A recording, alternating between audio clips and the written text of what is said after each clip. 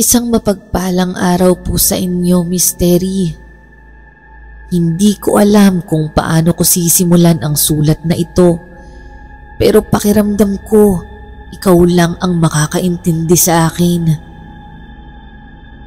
Ilang taon na ang lumipas mula nang mangyari ang lahat, pero mayroon pa ring mga gabi na parang paulit-ulit itong bumabalik sa panaginip ko.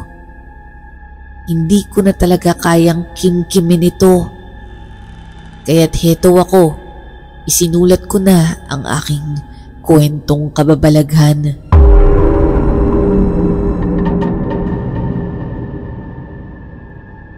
Tawagin niyo na lamang po akong Sarah. Isa po akong receptionist sa isang maliit na massage wellness spa sa hindi ko na babanggitin pang probinsya. Kilala po yung clinic namin dahil lahat ng therapist namin ay mga bulag, pero magagaling silang lahat sa kanilang ginagawa.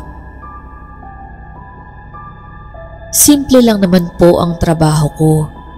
Sagutin ang tawag, mag-set ng appointments, tumanggap ng mga walk-in customers at tiyaking maayos ang daloy ng operasyon. Isang araw, habang nag-aayos ako ng mga appointment sheets, pumasok si Ma'am Cora, ang may-ari ng spa. Hawak ang isang maliit na tila isang resume. Ma'am Cora, meron ba tayong mga bagong applicants? Wala pa bang napipisil dyan? Oo, mga resume ito nang nag-apply. Kaso nga lang, wala akong nagugustuhan dito sa mga bagong aplikante. Parang hindi pa sila sanay. Baka mapahiya tayo sa mga customer natin. Ganun po ba? Oo nga eh. Sayang naman si Ate Linda. Magaling pa naman siya. Kinahapunan, dumating ang isang matanda. Isa itong payat na babae na parang nasa lagpas 50 na. Nakasuot ito ng simpleng duster. Hawak ang kanyang tungkod at may kakaibang presensya na hindi ko maipaliwanag. Sa unang tingin pa lang, Mystery, alam mo na bulag din ito dahil sa kanyang tungkod at sa kanyang mga mata na naiiba ang kulay. Magandang hapon po. Ano pong kailangan nila? Magandang araw din sa iyo. Nandito ako para sana'y mag-apply. Sinabi kasi sa akin ng aking kapitbahay na naghahanap daw kayo ng magmamasahe. Nagbaka sakali akong pumunta ngayon. Ganun po ba? May dala ho ba kayong resume? Nako iha, pasensya ka na. Wala ako noon. Paano ba magkaroon noon hindi ako marunong dahil nag-iisa lamang ako. Ganun ho ba? Ano hong pangalan nila? Nadia na lang ang itawag mo sa akin. Sige ho, tatawagin ko ho yung boss namin. At tungkol naman doon sa resume nyo, pwede naman hong to follow yun. Kahit ho ipagawa nyo na lang yun sa kamag-anak nyo o sa kapitbahay. Pagkatapos ng maikling interview, ipinasok ni Ma'am Cora si Aling Nadia sa massage room para subukan ang kanyang kakayahan. Isang staff namin ang pumayag na maging kunwaring kliyente para sa test. Tahimik lamang si Aling Nadia habang inihahanda ang massage bed. Ang galaw niya, Mystery. Parang kabisado na niya ang bawat sulok ng spa kahit ngayon lang siya dumating. Nang magsimula siyang magmasahe, kitang-kita namin sa mukha ng staff ang ginawang dulot nito. Halos wala siyang sinasabi, pero bawat hagod ng kanyang mga kamay para bang eksaktong tumatama sa mga masikip na kalamnan. Aling Nadia, ang galing mo. Parang alam mo kung saan mismo may lamig o masakit ang katawan niya. Ang sabi nga ho nila, ang pakiramdam ng mga bulag ay mas matalas kaysa sa iba. Ramdam ko kasi ang tensyon sa katawan kahit hindi ko ito nakikita. Totoo po yun, Ma'am Cora. Nakakabilib siya. Ang galing niya pong magmasahe. Walang kaabog-abog. Tinanggap agad si Aling Nadia. Natuwa rin naman agad ako dahil nabawasan na yung iniisip namin at bukod roon, nakadagdag na naman kami ng matutulungan at mabibigyan ng trabaho. Mabait naman si Aling Nadia. Madali niyang nakapalagayan ng loob ang ibang staff. Lagi siyang nakangiti. Pero minsan, parang may mga sinasabi siyang kakaiba.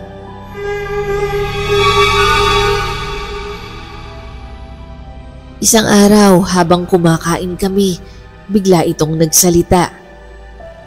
Alam niyo ba na sa ibang lugar, ginagamit din ang masahe para pantanggal ng malas? Talaga ho? Parang ngayon ko lang ho narinig yun.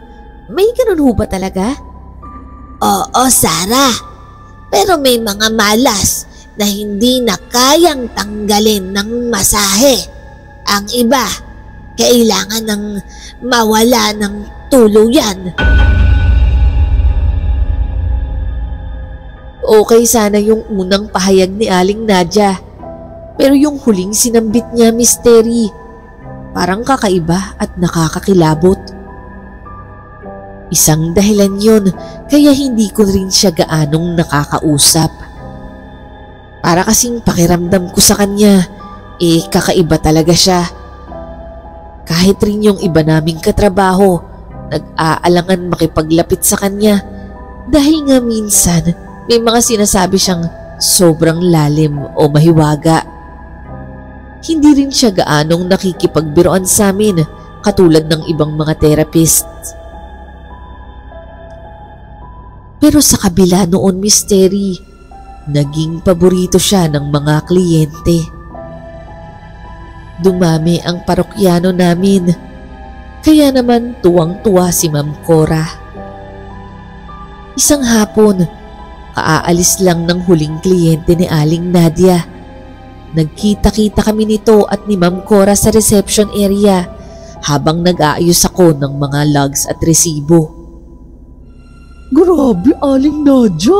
Ang dami mong kliyente ngayon ah. Halos hindi ka na tumigil magmasahe buong araw. Ginagawa ko lamang po ang trabaho ko. Masaya naman po ako kapag nasisiyahan ng mga kliyente. Naku, tuwang-tuwa nga sila sa'yo eh. Talagang hinahanap ka nila. Kung pwede nga lang daw ikaw na lang ang magmasahe sa kanila parati. Naku, totoo po yan, Aling Nadia. Kanina nga sabi ni Ma'am Elvie, isasama niya daw yung ate niya. Sigurado daw siya na magugustuhan din yung pagmamasahin niyo. Ganoon ba? Alam mo, minsan, Sarah, kailangan nating maramdaman na hindi lang katawan ang inaasikaso, kundi pati ang damdamin. Ramdam ko kung saan ang masakit sa kanila at kung ano ang pangangailangan nila. Kaya siguro bumabalik sila. Alam mo, Aling Nadia, iyan ang gusto ko sa'yo. Ipagpatuloy mo yan ha. Sigurado ako, marami lalong pupuntang parokyano rito. Huwag kang mag-alala, dadagdagan ko ang bonus mo. Salamat naman po kung ganoon, Ma'am Cora. Makakaasa po kayo na pagbubutihin ko pa. O siya, mauuna na po ako. Habang papalabas si Aling Nadia, napansin ko na wala siyang kasama. Karaniwan ho kasi, Yung ibang mga therapist namin na bulag ay sinusundo ng kanilang kamag-anak o asawa pagkatapos ng kanilang shift. Aling Nadia, sigurado ho ba kayo na kaya nyo mag-isa umuwi? Kaya ko ang sarili ko, iha. Huwag kang mag-alala. Sanay na akong maglakad mag-isa sa dilim. Matapos niyang sabihin yon, tumalikod na siya at naglakad palabas ng spa. Nagpatuloy naman kami ni Ma'am Cora sa pag-aayos ng mga gamit nang biglang mapansin ito na naiwan ni Aling Nadia ang kanyang balabal. Ay, Sarah! Naiwan ni Aling Nadia ang balabal niya. Habulin mo nga sa labas, paniguradong hindi pa siya nakakalayo. Ay oo nga sige po, kaalis lang naman niya. Agad akong tumakbo palabas ng klinik, dala ang balabal ni Aling Nadia. Pero paglabas ko sa daanan, wala na siya roon. Saglit pa akong naglakad at tumingin sa paligid. Umaasang makikita ko siya sa hindi kalayuan, pero ni anino niya ay wala na. Ang bilis naman nun. Sa isip-isip ko, para kasing hindi ka panipaniwala yung bilis niyang maglakad para sa isang matanda na bulag pa.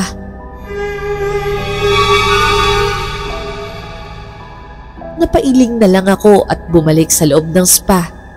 Pagbalik ko, iniabot ko kay Ma'am Cora ang balabal. Ma'am, wala na po siya roon Parang napakabilis niyang nakalayo. Bukas ko na lang ho ibabalik ito sa kanya. Aba, ang bilis naman. Pero sige, bukas na lang natin ibigay sa kanya. Malamang maaga naman yan darating rito. Kinabukasan, pagpasok ni Aling Nadia sa spa, hawak ko na ang kanyang balabal. Agad ko itong iniabot sa kanya habang nakaupo siya sa bench sa reception area. Aling Nadia, ito po pala yung balabal na naiwan nyo kagabi. Sinubukan ko po kayong habulin, kaso ang bilis nyong makaalis. Ay, ganoon ba? Salamat sa pagtabi mo rito sa aking balabal. Kabisado ko na kasi ang daan, kaya tuloy-tuloy na ako sa pag-uwi at hindi mo na ako naabutan.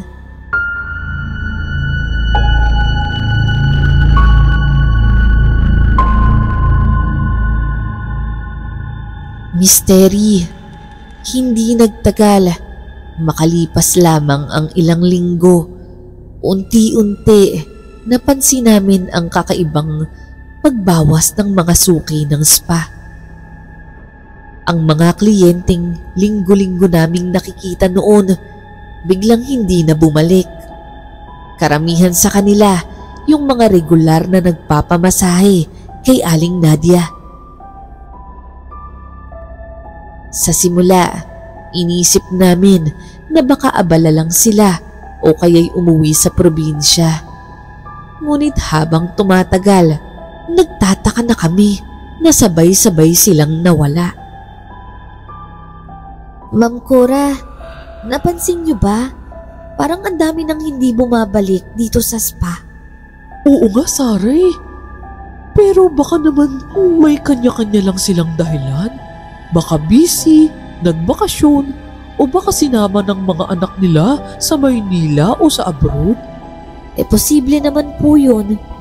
Pero nagkakapagtaka lang po kasi parang sabay-sabay naman sila.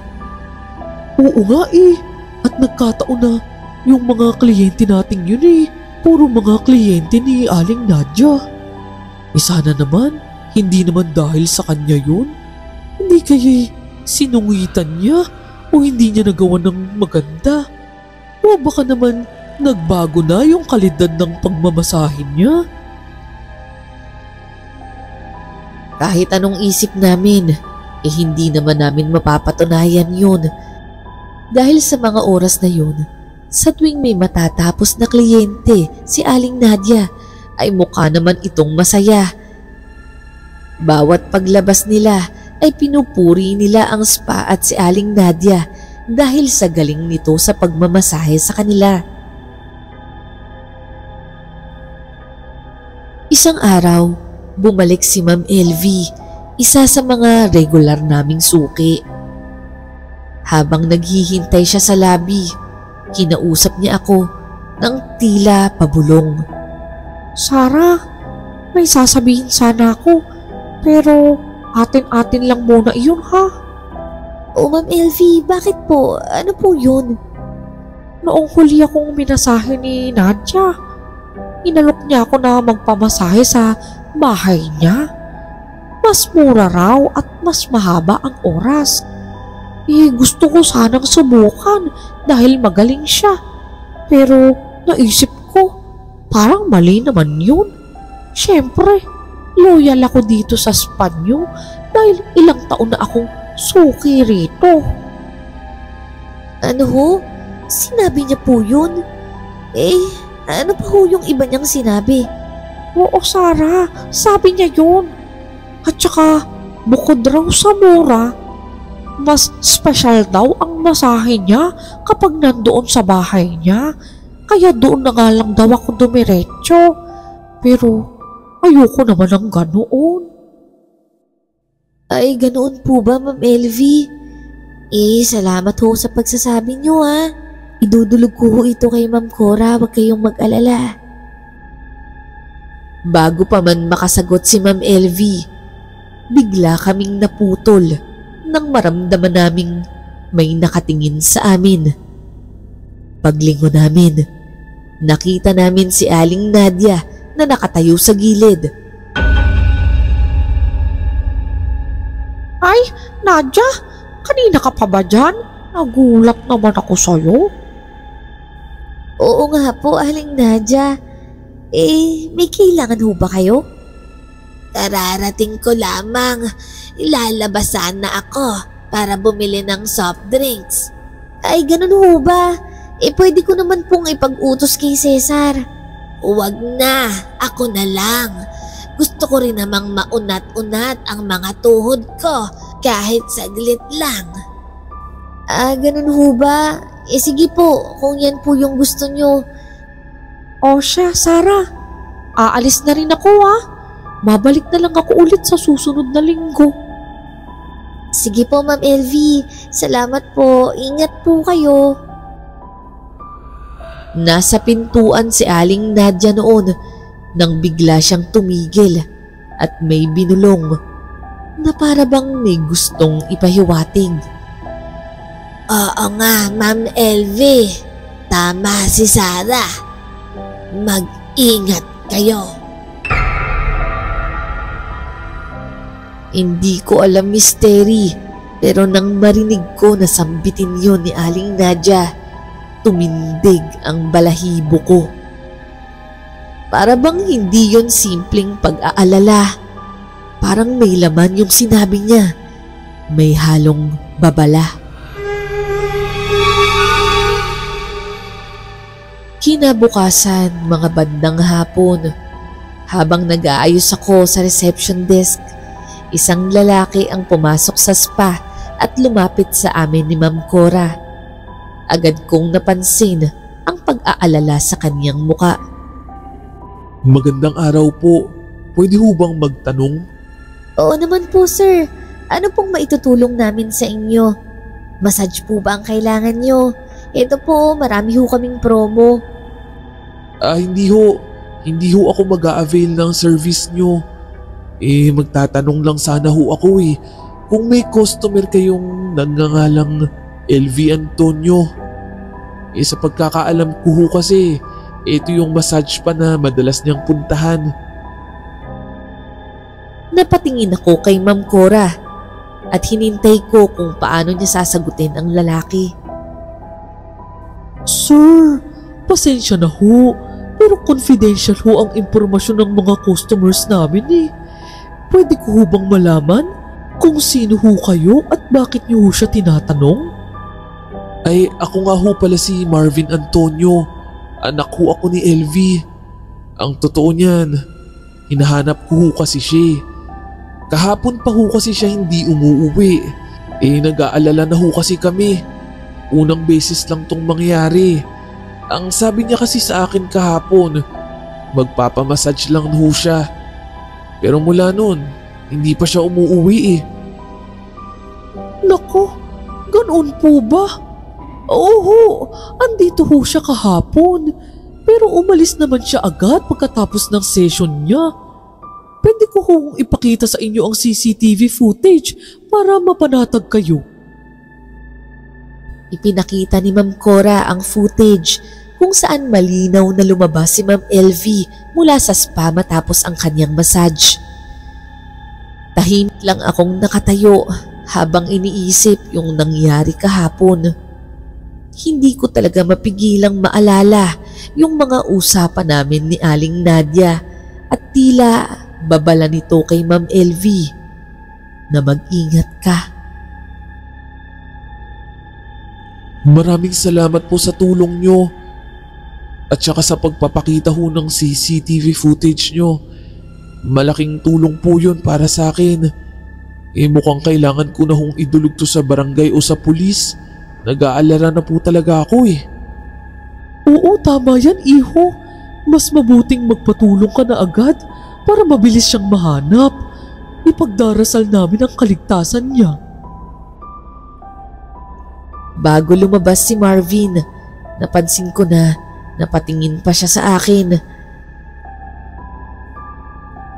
Pagkaalis ng lalaki, hindi ko na kayang itago pa ang lahat. Huminga ako ng malalim at nagdesisyong sabihin kay Ma'am Cora yung nangyari kagabi. Ma'am, may sasabihin po sana ako sa inyo. May nangyari kasi kahapon nung nandito si Ma'am LV. Bago ho siya umalis kahapon, meron ho siyang sinabi sa akin. Ang sabi niya, inalok daw siya ni Aling Nadia na magpamasahe sa bahay nito. Mas mura daw at mas matagal yung oras. May binanggit pa nga siya na special massage para kumbinsin si Ma'am LV na doon na lang magpamasahe. Inikot ko muna yung mga mata ko sa paligid. Siniguro ko na walang ibang taong nakikinig at lalong-lalo na siniguro ko na wala doon si Aling Nadia. Ma'am, nahuli ata ni Aling Nadia na nagsusumbong si Ma'am LV sa akin.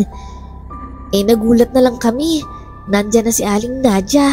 Narinig ata yung usapan namin.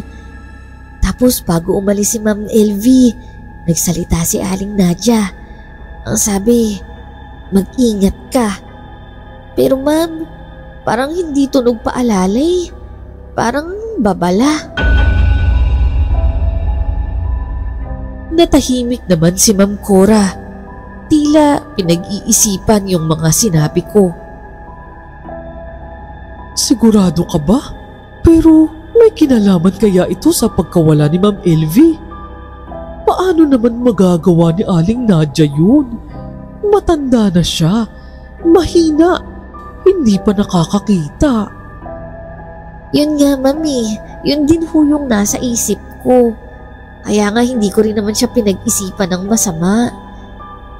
Pero para bang nagkakataon na sabay-sabay nangyari lahat ng to. Nawala yung mga suki natin na laging nagpapamasahe sa kanya. Tapos ngayon, si Ma'am LV. Ang huling sabi sa akin ni Ma'am LV, babalik daw siya sa susunod na linggo. Tapos ngayon, mawawala siya, hinahanap ng anak niya. Habang tahimik kaming nag-iisip, biglang may lumabas sa massage area, si Aling Nadia. Dala nito ang tungkod niya at inaayos na ang kanyang bag. Nagpaalam na ito kay Ma'am Cora na uuwi na. Habang ako naman, nakangiti ako pero ramdam kong nanginginig ang boses ko nang bumati pabalik. Pareho kaming nanahimik ni Ma'am Cora. Pilit na iniiwasang ipahalata yung pag-aalala namin. Nang makaalis si Aling Nadia sa aming paningin, hindi ko napigilan ang sarili kong magtanong. Ma'am, Anong gagawin natin? Sasabihin ba natin sa mga pulis yung sinabi ko sa'yo kanina? Yung mga sinabi ni Aling Nadia? Ano ka ba naman, Sarah? Hindi naman natin pwedeng husgahan siya agad. At bukod roon, sa tingin mo ba, paniniwalaan tayo ng mga pulis sa mga hinala natin? Pero paano nga ho kung siya talaga yung may kagagawan? Hindi kaya delikado rin tayo o yung mga iba nating kliyente? Ay naku, Sarah, hindi ko rin alam. Sumasakit na ang ulo ko. Pero habang wala pa tayong malinaw na patunay, ang pwede lang nating gawin ay mag-ingat. Huwag tayong masyadong magpadalos-dalos. Ma'am, hindi ko kayang manatiling walang ginagawa. Kailangan kong malaman yung totoo. Inaisip ko, ako na lang. Balak kong sundan si Aling Nadia. Ano? Nahihibang ka ba? Kanina lang ay takot na takot ka sa kanya. Tapos ngayon, gusto mo siyang sundal? Paano kung tama ang hinala mo? Di ba mas delikado yun? Gaya nga ng sabi niyo, ma'am, hindi naman tayo sigurado. Sabi niyo, matanda na siya, mahina. Siguro naman, kaya ko siya. Wala naman sigurong masamang mangyayari sa akin. Itigil mo yan, Sarah. Kung ako sa'yo, huwag na lang. Lalo na kung mag-isa ka lang, ano? Ma'am, kung samahan niyo kaya ako? Ako? Ayoko nga. Takot ako. Joke lang po, ma'am. Kayo naman, hindi na mabiro. Pero sa tingin ko, kaya ko na po yun mag-isa. Napailing si Ma'am Cora, pero halata pa rin yung pag-aalala niya. Sarah, seryoso ako. Huwag na. Hindi mo kailangang gawin yun. Ipagpaubaya mo na yun sa mga pulis. Hindi ako sumagot pa rito. Tumango na lang ako ng bahagya. Pero sa isip-isip ko, parang hindi ako mapapakali hanggat hindi ko nalalaman ang totoo.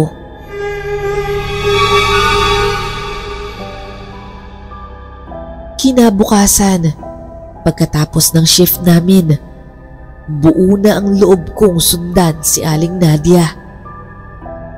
Hindi ko na sinabi kay Ma'am Cora dahil alam kong tututol siya. Pero ngayon, mas nanaig sa akin yung kuryosidad kaysa sa takot. Habang nag-aayos ako ng mga gamit, patuloy kong iniisip kung tama ba itong gagawin ko. Bahala na. Bulong ko sa sarili ko. Maya-maya pa, lumabas si Aling Nadia, dala ang kanyang pangkaraniwang bag at tungkod. Nagpaalam ito sa akin at nagpaalam rin naman ako sa kanya. Pero hindi niya alam, tahimik akong sumunod. Sinigurado kong hindi niya ako mapapansin. Tahimik ang gabi at halos wala ng tao sa paligid. Mabagal maglakad si Aling Nadia, kaya madali ko lang siyang nasundan. Ilang kanto ang niliko niya hanggang makarating sa isang eskinita na madilim at nakakakilabot. Sa kabila ng kaba, itinuloy ko ang pagsunod sa kanya.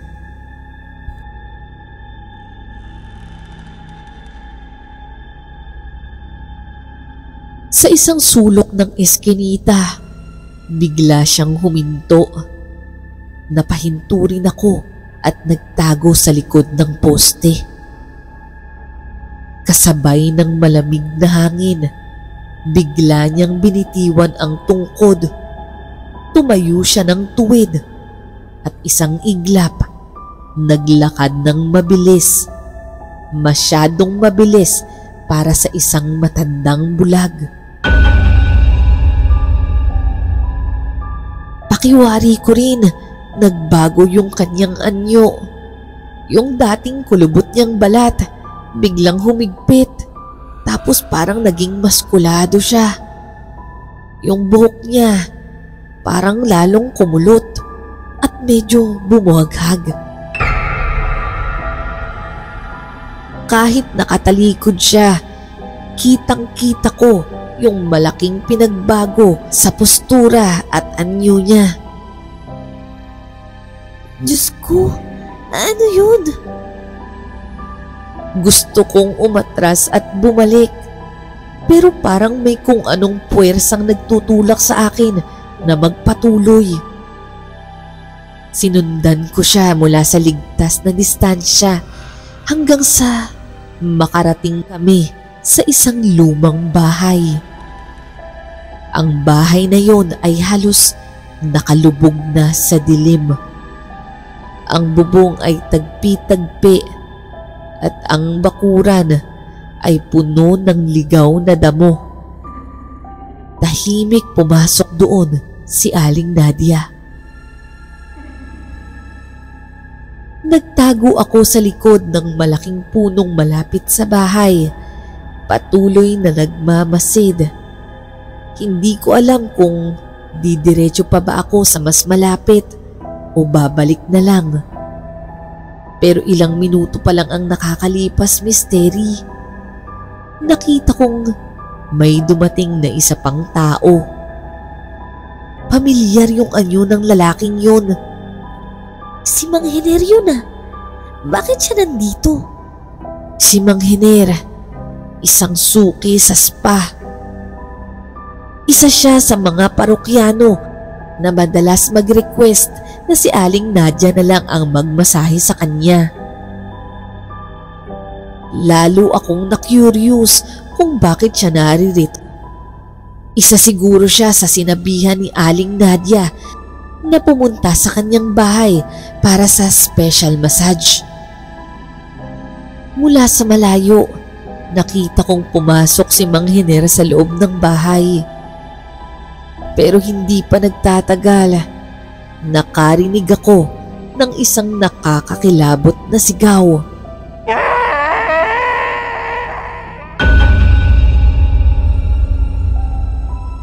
Natigagal ako dahil ang sigaw ay puno ng sakit at takot. Hindi ko napigilan ang sarili kong lumapit sa bahay. Parang gusto kong tumulong, pero paano? Dahan-dahan akong tumayo sa may bintana at unti-unting sumilip. Sa loob, nakita ko si Mang Hiner. Halos wala ng malay. May sugat ito sa dibdib at ang kanyang damit ay puno na ng dugo. Halos hindi na siya makahinga at sa tabi niya naroon si Aling Nadia o ang anyo ng Nadia na hindi ko pa kailanman nakita. Ang kanyang muka ay nagbago. Ang kanyang balat nababalot ng nangangapal na itim na balat. At yung mga mata niya, Misteri, ang hindi ko makakalimutan. Itim na itim ito na parang wala na yung puti niya sa mata. At sa pagkakataong yun, nakatingin siya kay Mang Hiner. Para bang hindi siya bulag. Tila nakikita niya ang lahat. Pero Misteri, hindi lang pala simpleng takot ang mararamdaman ko ng gabing yun. Dahil yung susunod niyang sasabihin ay nagpalamig sa buong katawan ko at talaga namang nagpabilis sa tibok ng puso ko. Kamusta, Sarah? Parang tumigil ang mundo ko sa narinig ko. Alam pala niya na nandyan ako. Naglakad siya papalapit sa bintana at lalo akong matakot nang makita ko ang ngiti niyang puno ng kasamaan. Titig na titig siya sa mga mata ko at iyon ang unang pagkakataon na tinitigan niya ako. Alam mo, kaya gustong-gusto ko ang anyong ito. Mas malinaw ang paningin ko kaysa kahit sino man sa inyo.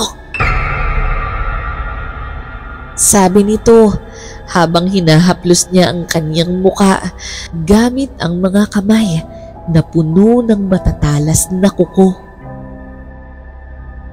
Sara Iha, hindi ka sana madadamay kung hindi ka lang masyadong tsismosa.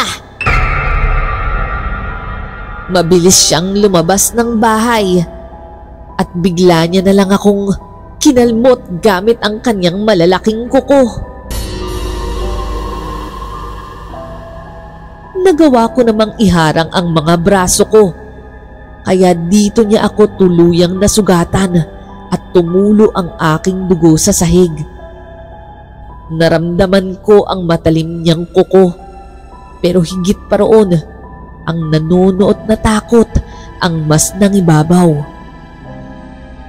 Ano, Sara?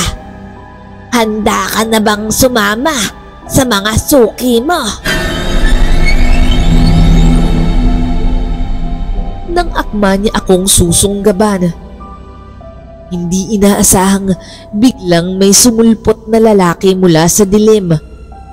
May hawak itong basag na bote at walang pag-aalinlangang itinusok niya ito sa dibdib ni Aling Nadia. Sino kang pakialamero ka? Ang lalaki ay hindi naman natinag. Pinulot niya ang isang piraso ng kahoy at hinampas yun kay Aling Nadia. Dahilan para matumba ang matanda. Dali, bilisan mo! Sumama ka sa akin! Sigaw ng lalaki habang hinatak ako papalayo. Halos hindi ko nararamdaman ang pagod sa sobrang takot. Patuloy kaming tumatakbo papunta sa mas maliwanag na bahagi ng lugar. Nang makalayo kami, saglit kaming huminto para huminga. Hingal na hingal man, parehas kaming napalingon at sa malayo, sa bungad ng madilim na eskinita, nakita namin ang anino ni Aling Nadia. Nakatayo siya roon, parang nagbibigay ng babala. Tumitig ako sa lalaking tumulong sa akin. Ikaw? Kilala kita. Ikaw yung anak ni Ma'am Elvie. Marvin, tama? Siya nga, Miss Terry. Si Marvin. At hindi ko alam kung bakit siya nandito ngayong gabi. Anong ginagawa mo rito? Sinundan kita. Ano? Bakit? Ako ba yung pinagdududahan mo na may kinalaman sa pagkawala ng nanay mo? Hindi naman sa ganun.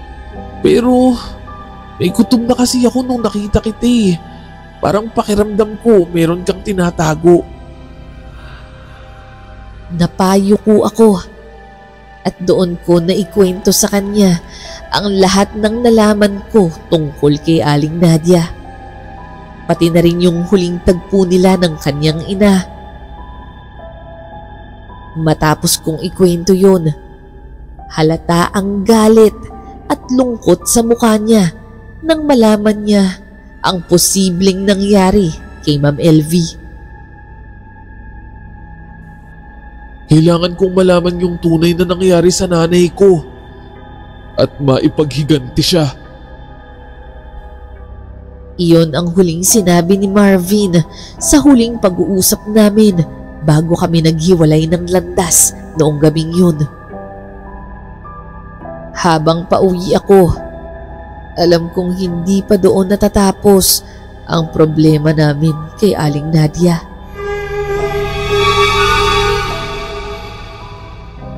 Kinabukasan, nagdalawang isip akong pumasok sa spa.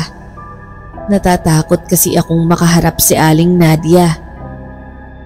Hindi ko alam kung paano ko haharapin ang isang taong alam kong aswang.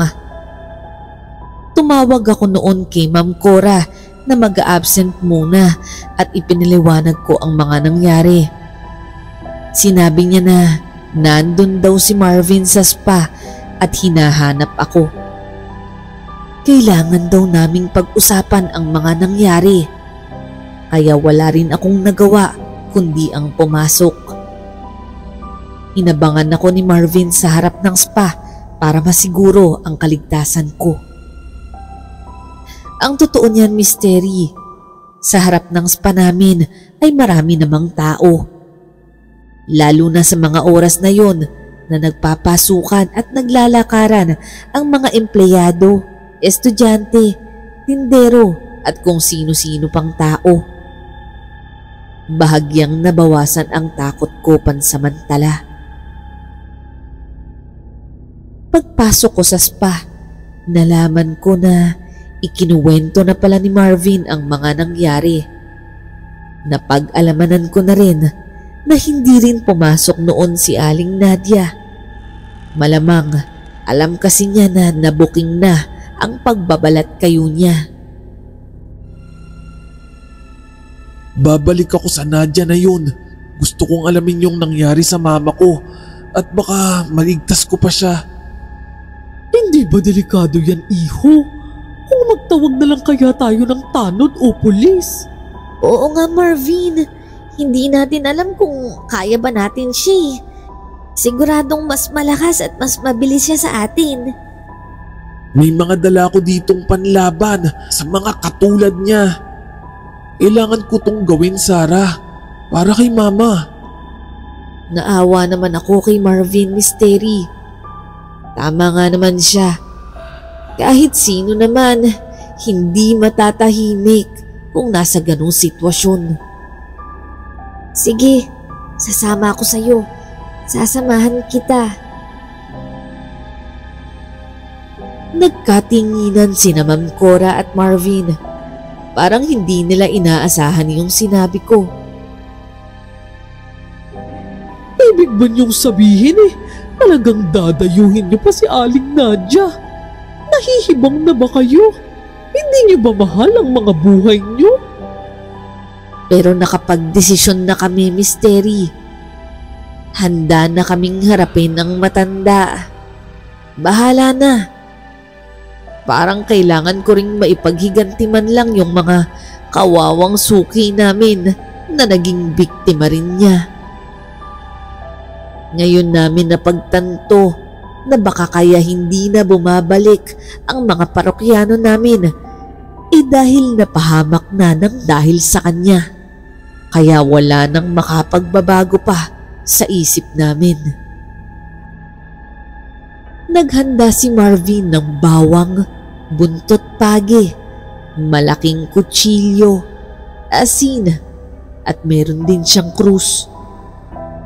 Pagsapit ng dilim, naghanda na kami. Maaga noong nagsara si Ma'am Cora at pinauwi na ang ibang mga empleyado sa spa.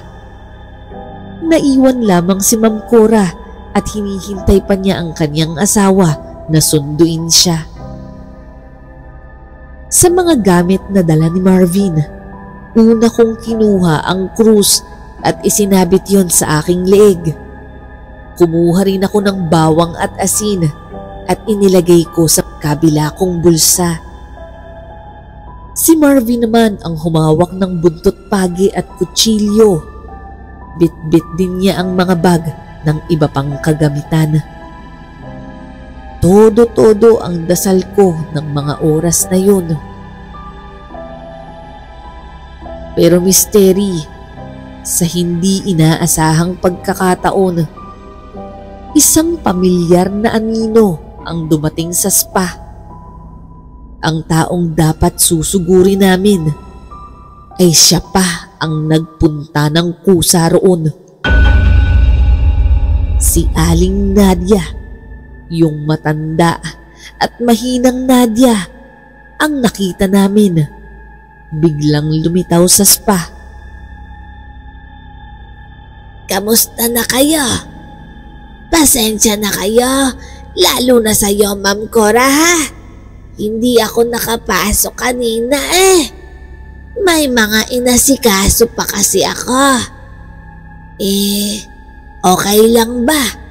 Magpapasa na rin sana ako sa inyo ng resignation dahil ito na ang huling araw na papasok ako.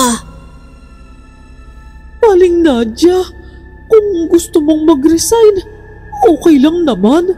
Hindi ako magagalit. Yung sweldo mo, yun ba ang habol mo kung bakit ka nagpunta dito? Sige, ito na ang sahod mo. Dodoblehin ko pa. Hindi ang sahod o sweldo ang dahilan ng pagpunta ko rito. May kailangan lang akong tapusin. Tapos, tuluyan na akong aalis. Tapusin? Kailangan kong tapusin ang mga buhay ninyo.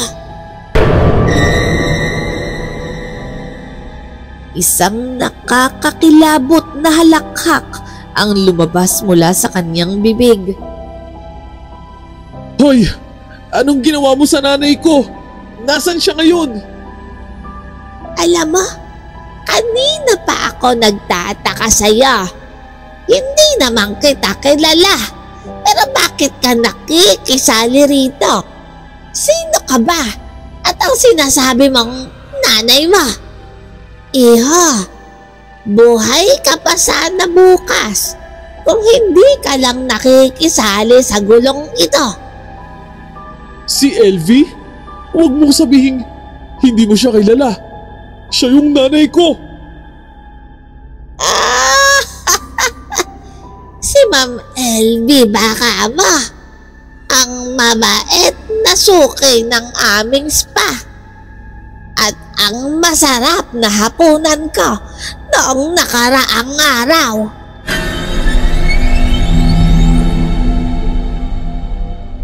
Para kaming nalubog sa lupa nang marinig yun.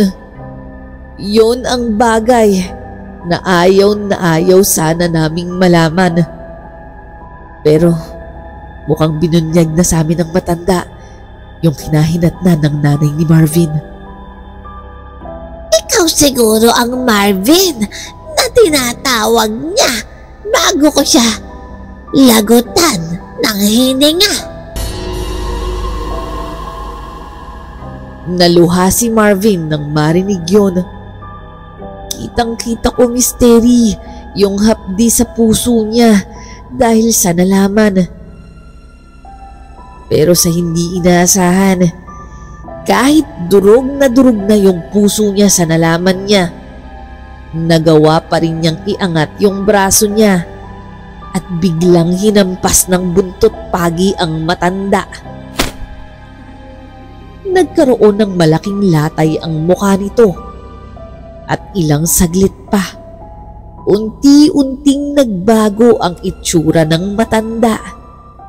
Sa harap namin, yung balat niya na kulubot ay unti-unting humigpit, umitim at parabang nangapal.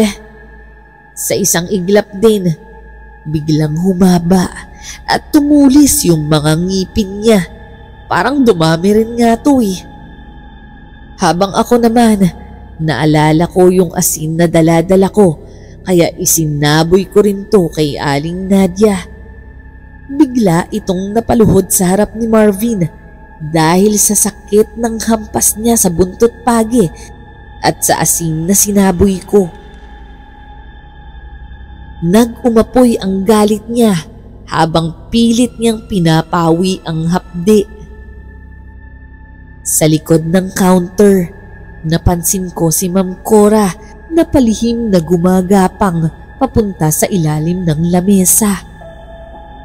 Halos hindi siya makahinga sa kaba, nanginginig habang sinisikap na manatiling tahimik. Alam kong iniiwasan niyang makuha ang atensyon ng halimaw.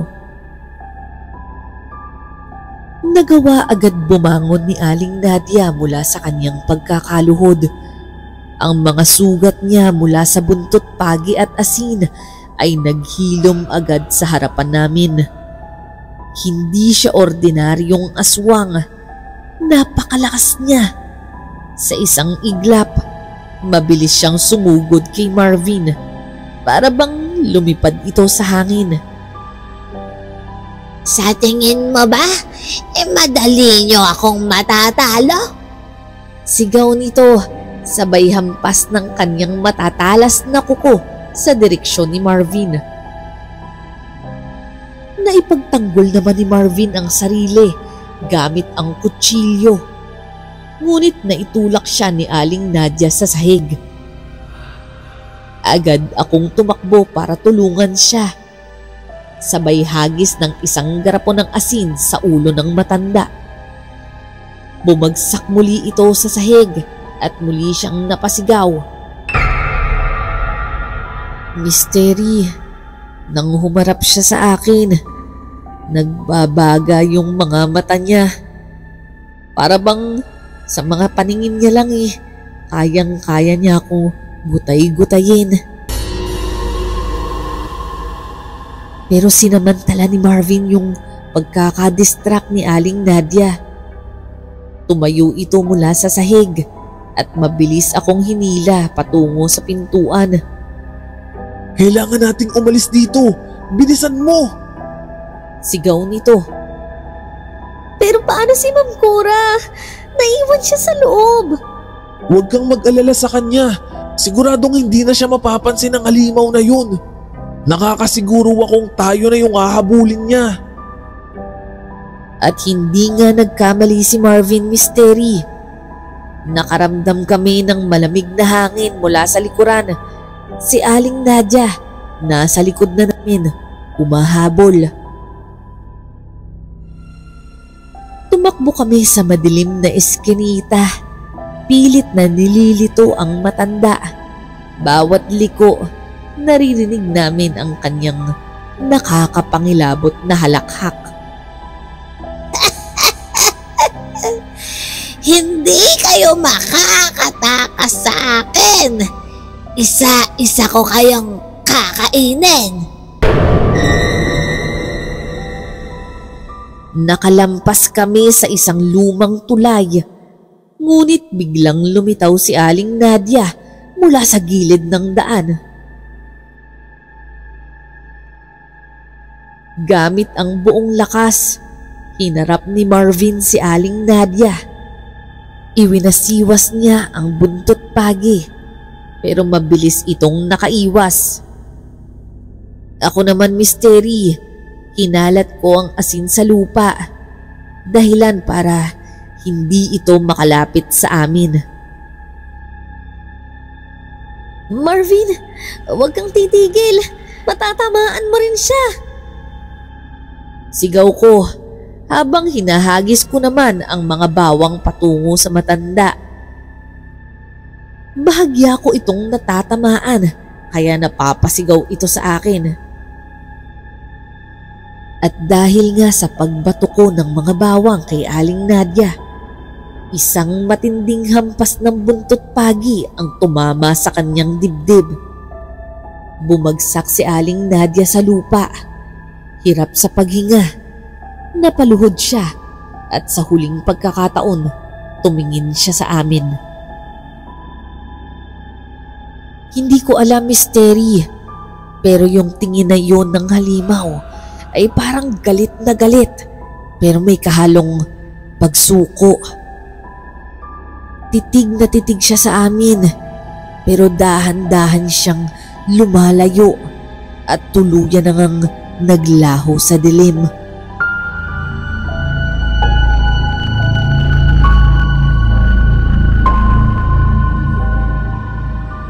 Hinatak ako ni Marvin palayo sa lugar habang hawak ko pa rin ang aking krus. Halos hindi kami makapaniwala sa nangyari, pero alam na namin na parang tapos na rin ang lahat. Pagdating namin sa spa, natagpuan namin si Ma'am Cora, nanginginig pa rin sa ilalim ng lamesa. Maya-maya ay dumating na ang kanyang asawa at nakahinga na kami ng maluwag.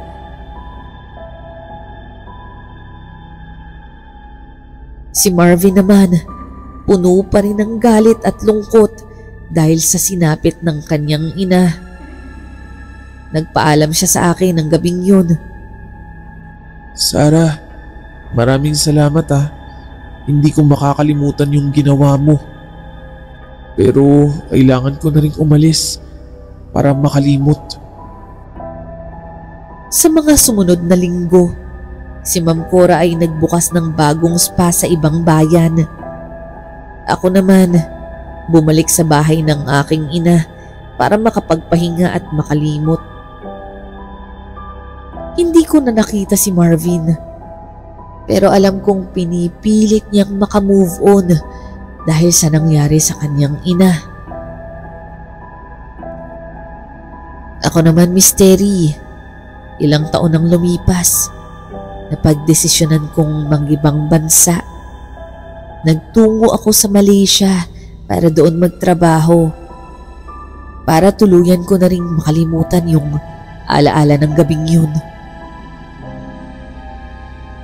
Pero alam mo, hindi ako magsisinungaling sa'yo. Hanggang ngayon, hindi ko pa rin malimutan ang pangyayaring yun.